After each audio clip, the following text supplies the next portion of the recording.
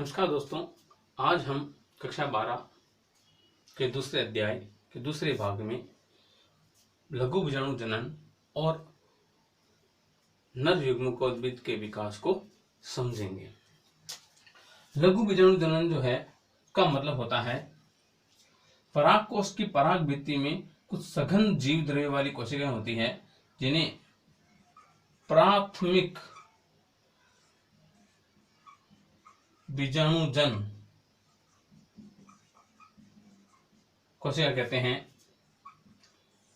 इनमें विभाजन होने से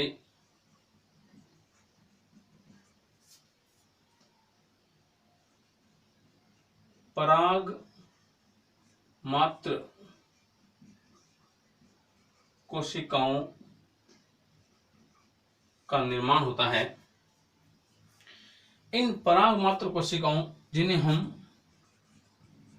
लघु बीजाणु मात्र कोशिका भी कहते हैं, एमएमसी, जो द्विगुणित है, ये और ये एक ही चीज है।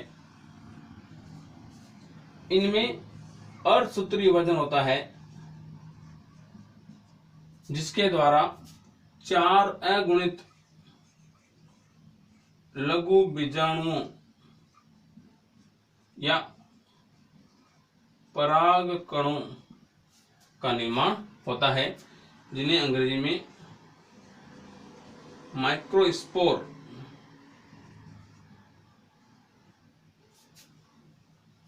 या पोलन कहते हैं। अतः हम देख सकते हैं कि लघु बीजाणु मात्र कोशिकाओं में या पराग मात्र कोशिकाओं में अर्धसूत्रीय विभाजन के द्वारा 4 अगुणित लघु बीजाणुओं के निर्माण की क्रिया को लघु बीजाणु जनन कहते हैं। ये चारों लघु बीजाणु आपस में केलोज परत द्वारा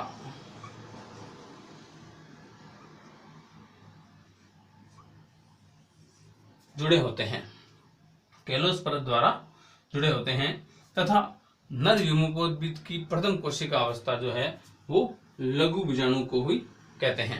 अर्थात लघु बीजाणु जो है वो पराग नर युग्मकोद्भिद की प्रथम कोशिका अवस्था होती है।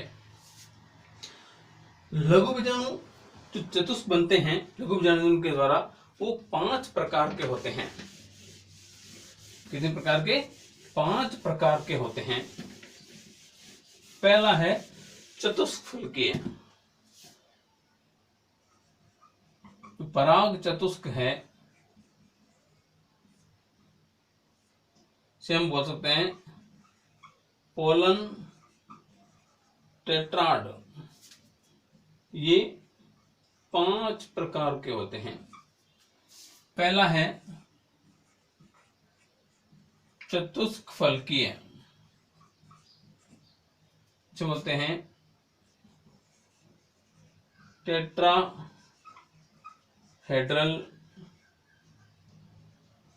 टेट्राड। दोस्तों, तो चतुष्फलकीय जो पराग चतुष्क होता है, इसका निर्माण द्विबीजपत्री पादपों में होता है।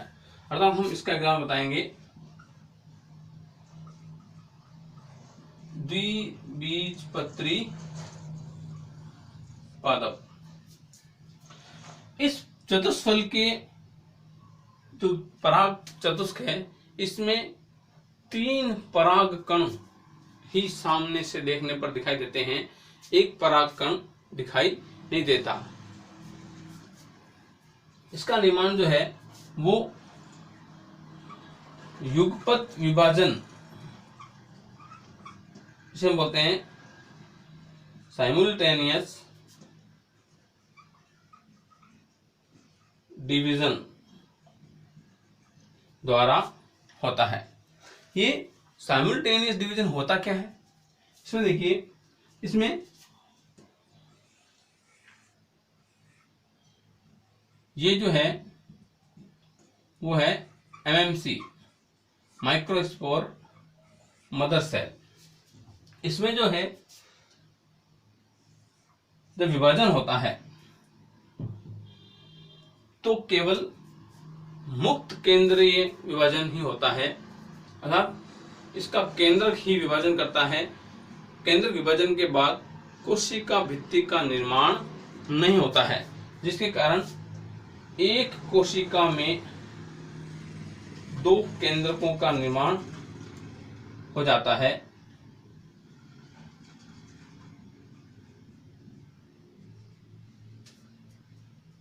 इसके पश्चात दूसरा फ्री न्यूक्लियर डिवीजन होता है।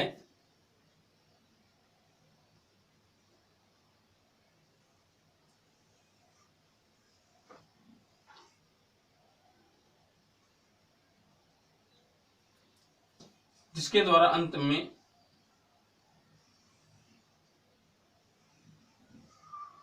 चतुष्फलकीय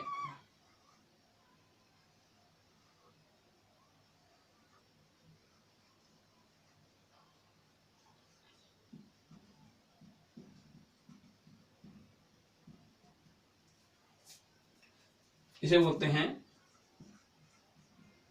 चतुष्फलकीय पराग चतुष्क। जबकि दूसरा जो है वो है समद्विपार्श्वीय, इसे बोलते हैं आइसो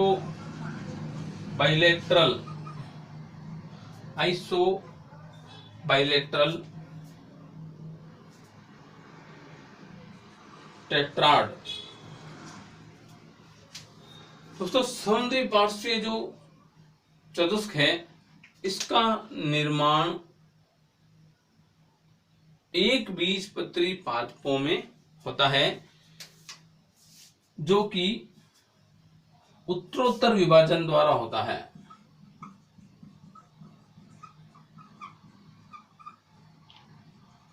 उत्तरोत्तर विभाजन द्वारा होता है। उत्तरोत्तर विभाजन का मतलब क्या है? ऐसा विभाजन जिसमें केंद्रक विभाजन के साथ साथ कोशिका द्रव्य का विभाजन कोशिका भित्ति निर्माण द्वारा होता है, जिससे 1 से 2 तथा 2 से 4 कोशिकाओं का निर्माण होता है। देखिए,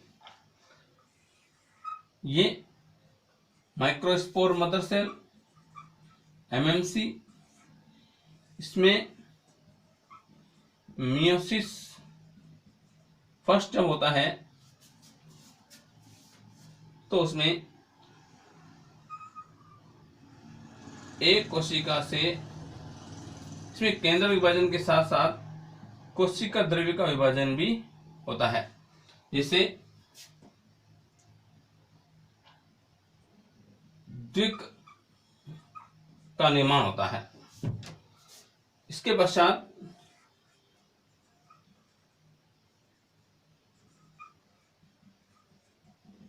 मियोसिस जब सेकेंड होता है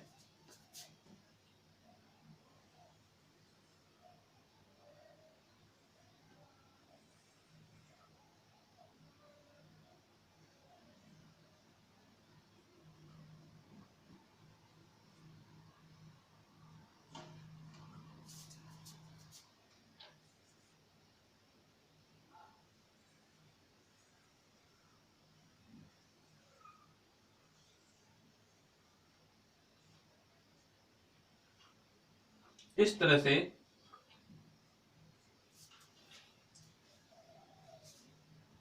कोशिका विभाजन द्वारा अर्धसूत्री विभाजन द्वारा जो चतुष्क है वो समद्विपार्श्वीय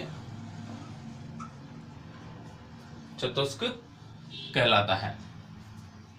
ये एक बीजपत्री पौधों में बनता है,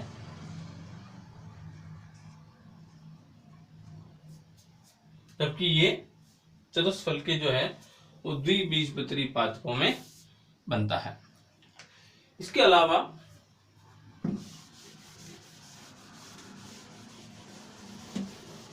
तीसरा जो है वो होता है क्रोशित।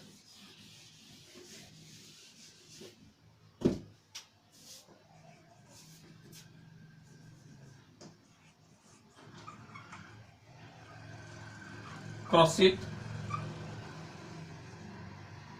इसमें दो परागकण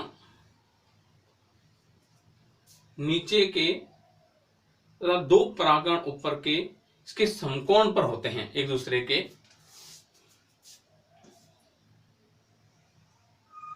इसके कारण ऊपर के दोनों परागकण जबकि नीचे का केवल एक ही परागकण दिखाई देता है। और ऐसा जो है मैग्नोलिया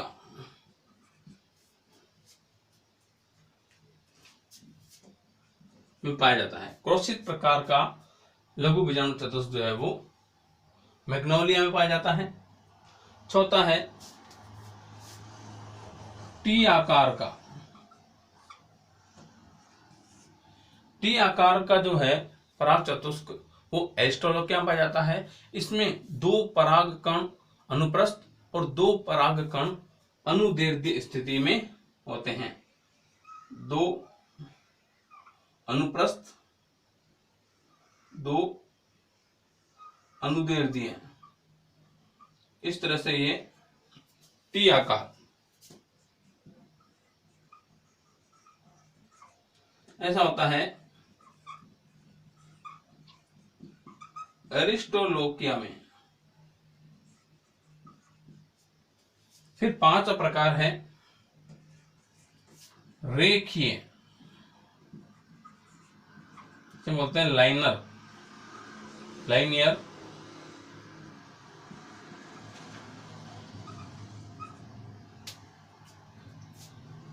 ये जो है वो हेलोफिला में पाया जाता है। इसमें चारों परागकण एक ही रेखा में व्यवस्थित होते हैं।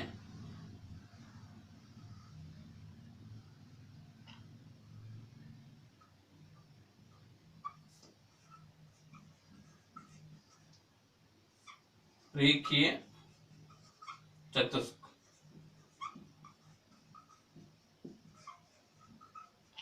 हेलोफिला में पांचों को एक साथ देख लेते हैं।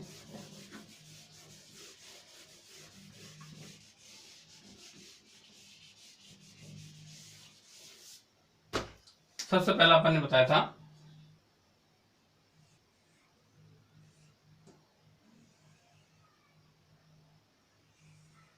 चतुष्फलकीय, जिसमें एक ओर से देखने पर केवल तीन परागकण ही दिखाई देते हैं।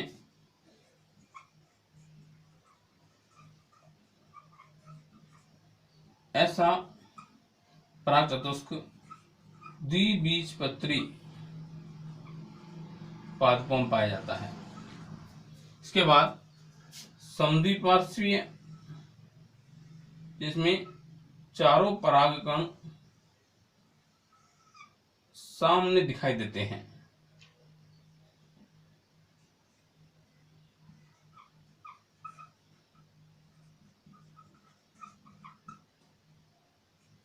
और ये है एक बीजपत्री पौधों में पाए जाते हैं। इस तरह से हम देख सकते हैं कि जो पराग चतुष्क है वो 5 प्रकार के होते हैं। एक चतुष्फलकीय, समद्विपार्श्वीय, क्रॉसित, टी शेप्ड और रेखीय।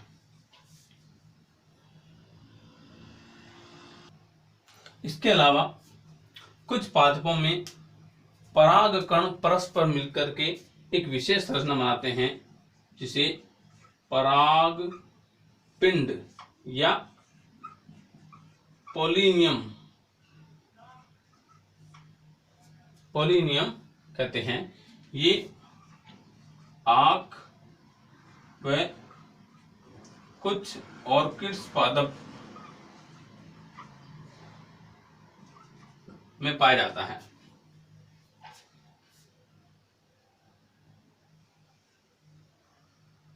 इसमें सारे परागकण मिलकर के एक विशेष प्रकार की संरचना बनाते हैं, जिसे हम परागपिंड या पोलिनियम कहते हैं।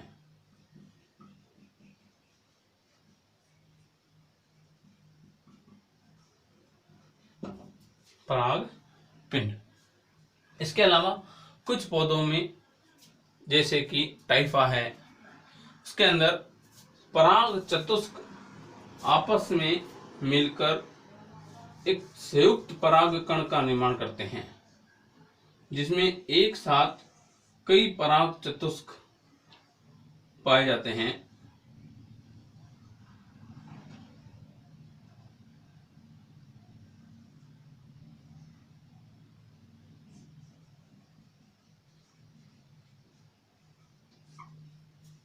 इसे संयुक्त पराग कण कहते हैं।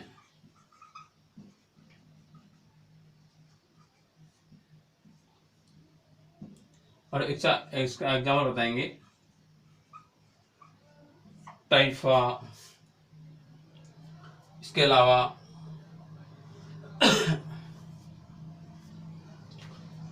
संयुक्त परागकण पाए जाते हैं।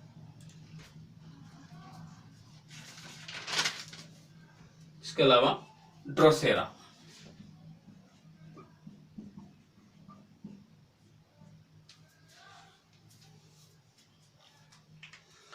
दोस्तों, कई बार ऐसा पूछा भी जाता है एग्जाम में कि एक संयुक्त पराग कण में 7 पराग चतुस्क हैं, तो उसमें उपस्थित पराग कणों की संख्या बताइए।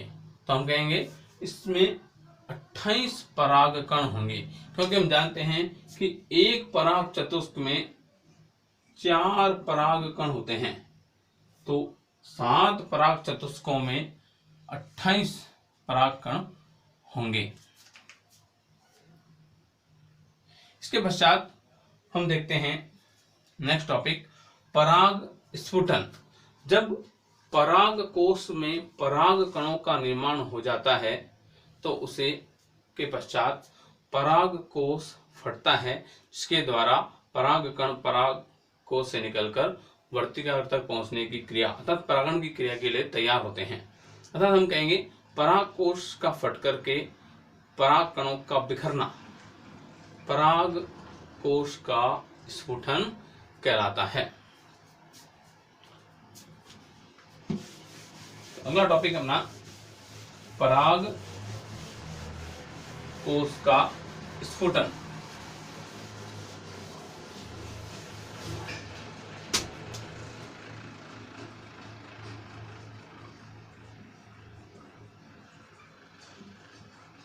से बोलते हैं एंथर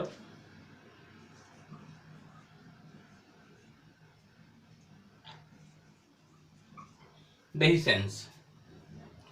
जब पराग कोश की परागधानी में पराग कणों का निर्माण हो जाता है तो उसे परिपक्व पराग कोश कहते हैं, और परिपक्व पराग कोश के फटने से पराग कणों का बिखराव होता है। इसी क्रिया को पराग स्फुटन कहते हैं। और यह 4 प्रकार से हो सकता है। नंबर 1, लंबवत या अनुदैर्ध्य दरार द्वारा, इसे बोलते हैं बाय लॉन्गिट्यूडिनल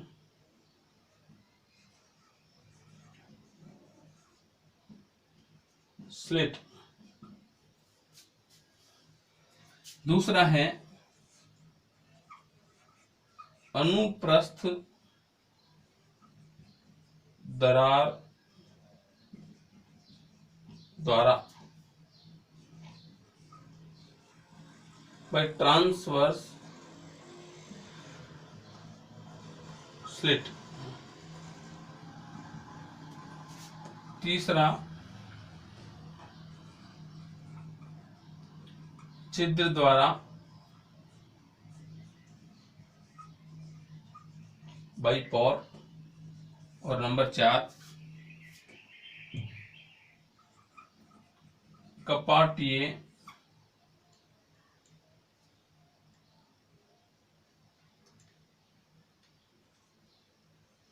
पराग स्फुटन, इसे बोलते हैं बाइवाल्व।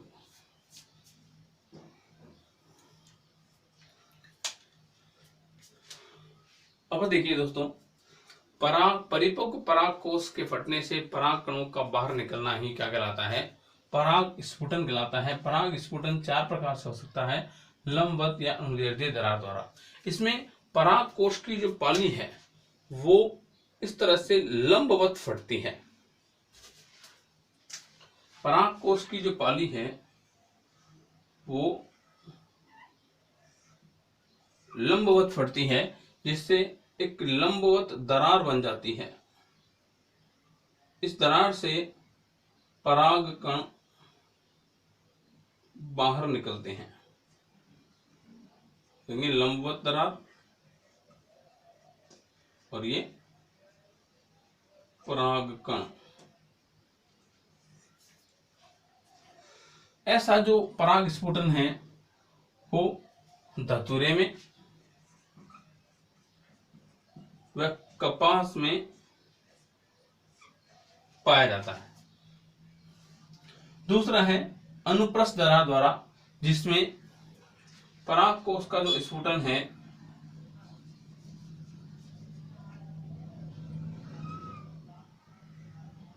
वो अनुप्रस्थ दरार द्वारा होता है। इसमें इस तरह से फटता है।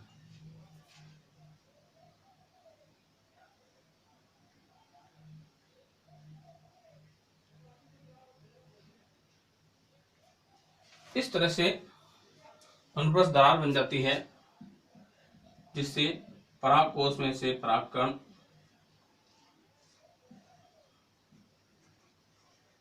बिखरने लगते हैं।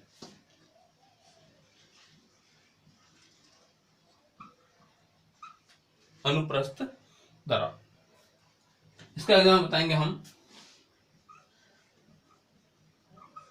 तुलसी। तीसरा है छिद्र द्वारा। इसमें पराग कोष के शीर्ष भाग पर एक छिद्र का निर्माण हो जाता है, जिसमें से परागकण बाहर निकलते हैं।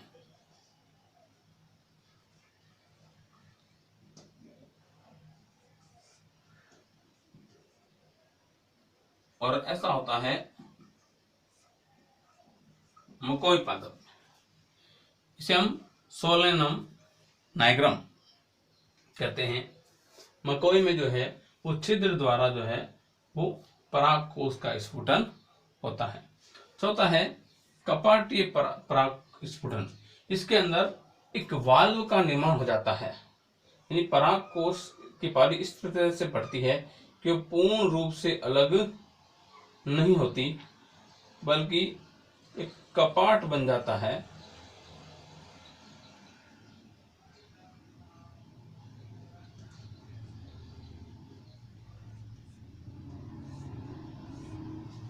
और इससे परागकण बाहर निकलते हैं। इस प्रकार का जो है पराग कोष का स्फुटन वो बरबरी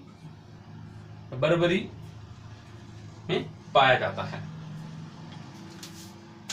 इस तरह से पराग कोष का जो स्फुटन है वो 4 प्रकार से होता है, लंबवत दरार द्वारा, अनुप्रस्थ दरार द्वारा, छिद्र द्वारा और कपाटीय पराग कोष स्फुटन।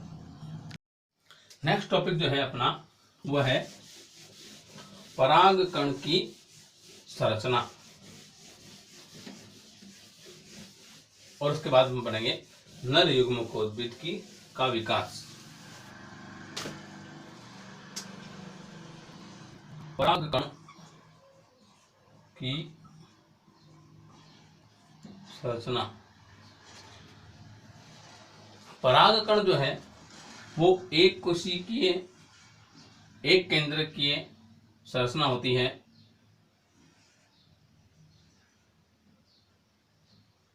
जो कि अगुणित होता है। इसकी बाहरी भित्ति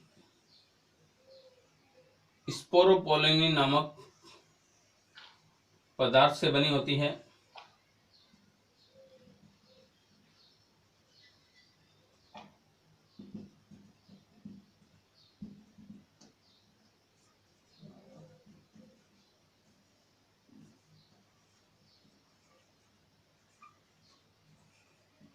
बाह्य भित्ति से हम कहते हैं एग्जाइन, आंतरिक भित्ति इंटाइन कहलाती है। बाह्य भित्ति जो है वो स्पोरोपोलेनिन नामक पदार्थ से बनी होती है, जो टेपिटम कोशिकाओं द्वारा बनाई जाती है। स्पोरोपोलिन की जो परत है वो पराग कणों की भौतिक और रासायनिक अपघटन से सुरक्षा करती है, जिसके कारण पराग कण मिट्टी में लंबे समय तक सुरक्षित रहते हैं। आंतरिक भित्ति जो है वो इंटाइन कहलाती है, जो पैक्टिन व सेल्यूलोज से बनी होती है। पराग कण के बाहरी भित्ति में कहीं कहीं पर जो है वो स्थान होते हैं, खाली जगह होती है, जिन्हें हम जनन छिद्र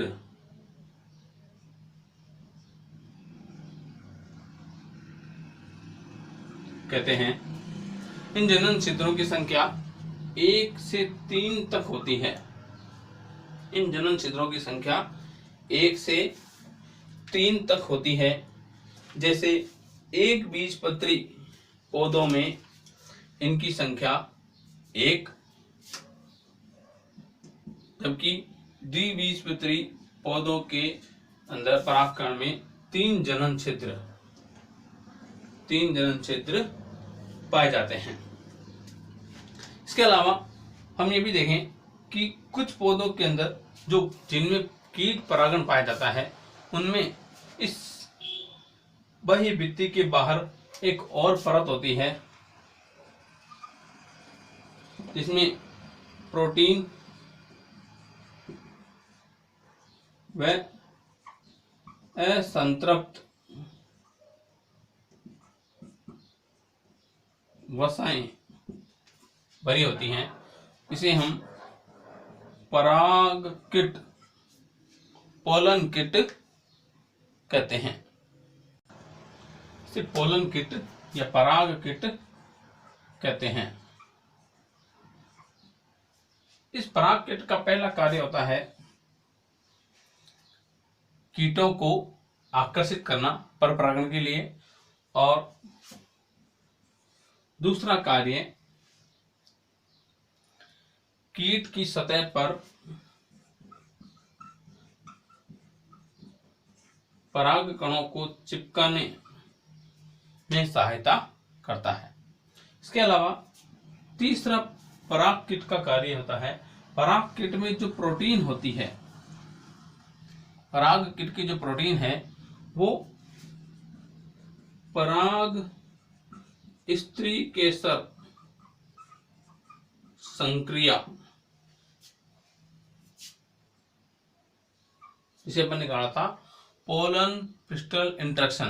मैंने आपको बताया था पिछले वीडियो में कि प्रत्येक पुष्प की वर्तिकाग्र में या प्रत्येक जाति के पुष्प की वर्तिकाग्र में ये क्षमता होती है कि वो अपनी ही जाति के परागकणों की पहचान कर सके। ये जो पहचान है वो पराग स्त्री केसर क्रिया द्वारा ही की जाती है, और इस क्रिया में पराग किट की कुछ विशेष प्रकार की प्रोटीनें करती हैं।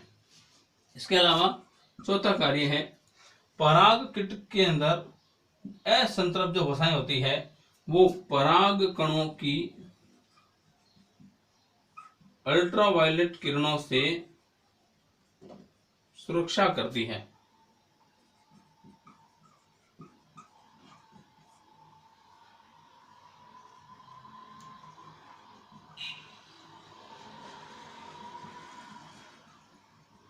इस तरह से पोलन किट के 4 कार्य हैं।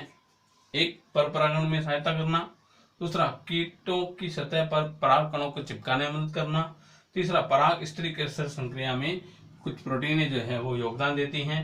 इसके अलावा जो पराग किट में पाए जाने जो असंतृप्त वसाएं होती हैं वो पराग कणों की यूवी लाइट से सुरक्षा करती है। इसके अलावा एक अगला टॉपिक और हम देख लेते हैं, पराग एलर्जी, पोलन एलर्जी। दोस्तों, कुछ पौधे ऐसे होते हैं जिनके पराग कण नमी के संपर्क में आने पर उनकी पोलन किट की जो प्रोटीन है वो बाहर आ जाती है और मनुष्य में ज्वर और विशेष प्रकार के लक्षण प्रकट करती है। उसे हम पराग एलर्जी कहते हैं। पराग एलर्जी उत्पन्न करने वाले कुछ पौधे हम देखते हैं, जैसे कि चिनोपोडियम, कांग्रेस ग्रास, जो बोलते हैं पार्थेनियम,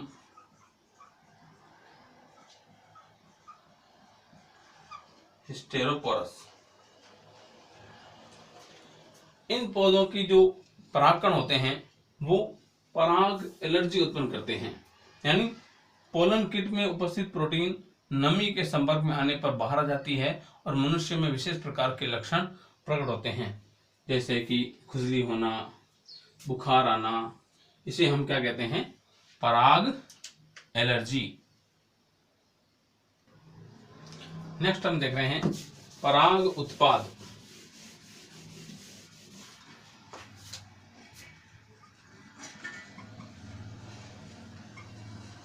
पराग उत्पाद, पोलन प्रोडक्ट। कुछ देशों में पराग कणों से प्राप्त विशेष प्रकार की प्रोटीनों और वसाओं का उपयोग जो है वो कई प्रकार से किया जाता है।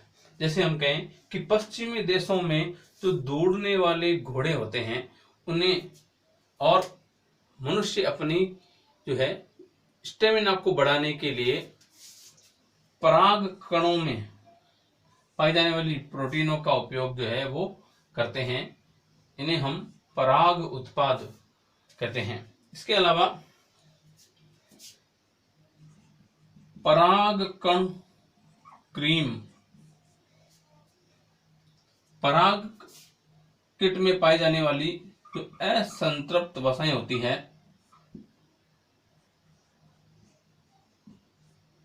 जो पराग कणों को यूवी लाइट से बचाती है, इनका उपयोग मनुष्य त्वचा को मुलायम और सूर्य की अल्ट्रावायलेट किरणों से बचाने के लिए सौंदर्य प्रसाधन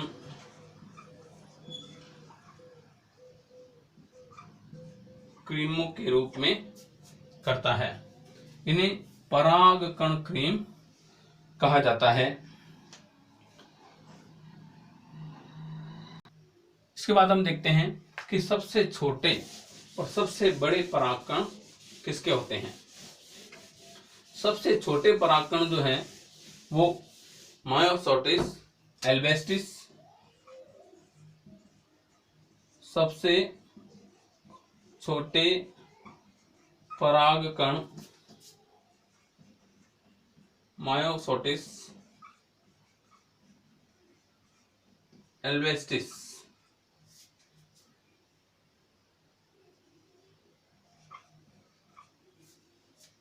मायोसोटिस एल्वेस्टिस जो कि लगभग 10वीं तथा सबसे बड़े परागकण मिराबिलिस जलापा सोमियम आकार के होते हैं। ये सबसे छोटे सबसे बड़े परागकण मिराबिलिस जलापा के।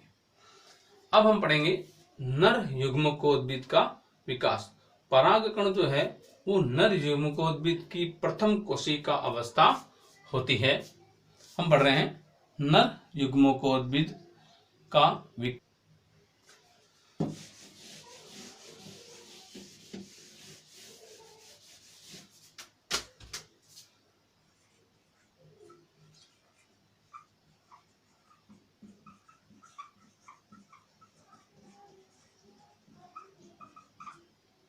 नर युग्मकोद्भिद का विकास, डेवलपमेंट ऑफ मेल गैमेटोफाइट। दोस्तों, नर युग्मकोद्भिद की प्रथम कोशिका अवस्था परागकण या लघु बीजाणु होता है। इसका निर्माण पराग कोश में लघु बीजाणु मात्र कोशिकाओं में अर्धसूत्री विभाजन द्वारा होता है, जो पराग चतुष्क के रूप में बनते हैं। लेकिन बाद में टेपिटम की कोशिकाओं द्वारा निर्मित एंजाइम की सहायता से इन केलोज परत को हटा दिया जाता है और चारों परागकण अलग अलग हो जाते हैं। और यहाँ पर ये भी बता देते हम कि चारों परागकण बनने वाले चारों परागकण नर युग्मकोद्भिद का निर्माण करने के योग्य होते हैं। तथा नर युग्मकोद्भिद का जो विकास है वो 2 चरणों में पूर्ण होता है। फर्स्ट जो चरण है वो परागण की क्रिया से पहले होता है।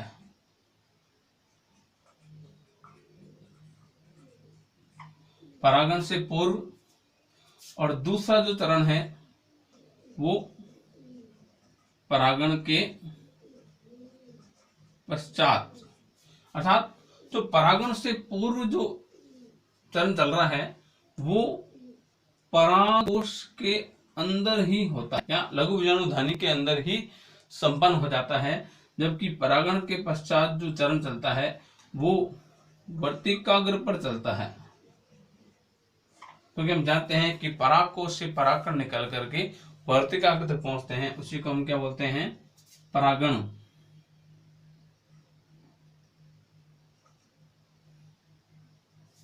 कहते हैं परागण। तो परागण से पूर्व और परागण के पश्चात, सबसे पहले हम देखें कि जो परागकण है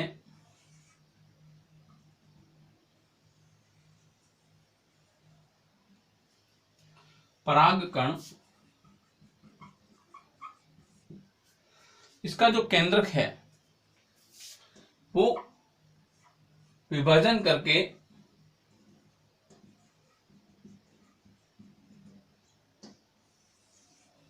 दो असमान कोशिकाओं का निर्माण करता है,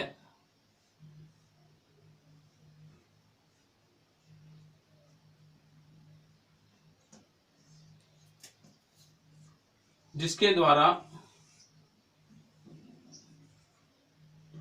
एक बड़ी कोशिका और एक छोटी कोशिका का निर्माण होता है, जिन्हें क्रमशः कायिक कोशिका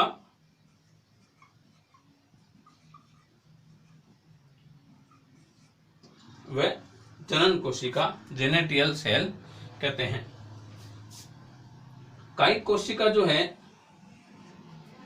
वो आकार में बड़ी होती है, क्योंकि इसमें जीवद्रव्य अधिक सघन, आरएनए की मात्रा ज्यादा और ज्यादा सक्रिय होती है, इसलिए इसका आकार बड़ा होता है। ये आगे चल करके जो है वो पराग नलिका का निर्माण करती है। तथा जनन कोशिका अपेक्षाकृत छोटी होती है तथा इसके कोशिका द्रव्य के अंदर आरएनए की मात्रा कम होती है, क्योंकि इसमें जीव द्रव्य की मात्रा कम होती है। इस तरह से परागकण, प्रथम चरण में परागकण जो है वो द्विकोशिकीय व द्विकेंद्रकीय अवस्था में आ जाता है। दोस्तों, यहाँ ये ध्यान देने योग्य बात है कि जब परागकोश का परागण होता है उस समय अधिकतर परागकण द्विकोशिकीय द्विकेंद्रकीय अवस्था में ही होते हैं। बोर्ड एग्जाम्स में क्वेश्चन आता है कि परागण के समय परागकण किस अवस्था में होते हैं, तो हमारा उत्तर होगा परागण के समय परागकण द्विकोशिकीय द्विकेंद्रकीय अवस्था में होते हैं। इसके पश्चात दूसरा द्वितीय चरण आता है जो वर्तिकाग्र पर संपन्न होता है। इसमें जो कायिक कोशिका है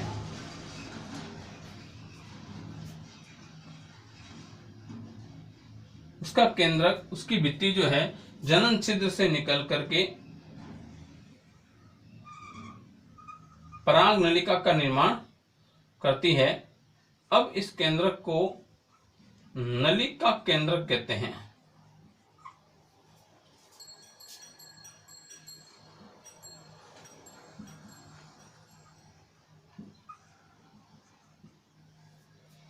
तथा ये जो जनक कोशिका का केंद्रक है, यह पराग नलिका में आकर के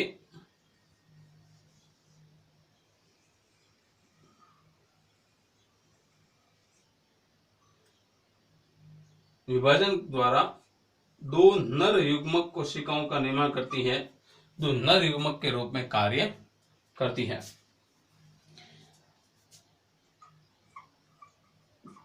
कुछ पौधों जैसे कि बंदरबाटी और कुल्फा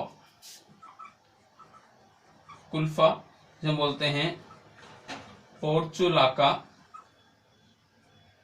तथा बंदरबाटी से बोलते हैं होलोप्टीलिया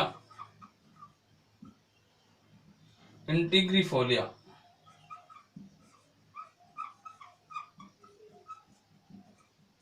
इनमें नर युग्मकोद्भिद की जनन कोशिका में विभाजन जो है वो वृत्तिकाग्र पर पराग नलिका के निर्माण से पहले हो जाता है, जबकि बाकी सभी पादपों में जनन कोशिका के केंद्र का विभाजन जो है वो पराग नलिका के अंदर होता है। इस तरह से पराग कण में दो चरणों के पश्चात अंकुरित संरचना का निर्माण होता है, जिसमें दो नर युग्मक और एक नलिका केंद्रक होता है। इस संरचना को नर युग्मकोद्भिद कहते हैं। दोस्तों, आपको ये वीडियो अगर पसंद आया हो तो इसे लाइक करें, शेयर करें और कमेंट करना ना भूलें। अगले वीडियो में हम इस पार्ट का नेक्स्ट टॉपिक लेंगे मादा युग्मकोद्भिद, जिसमें हम गुरु बीजाणुधानी बीजांड की संरचना, बीजांड के प्रकार के बारे में चर्चा करेंगे। धन्यवाद।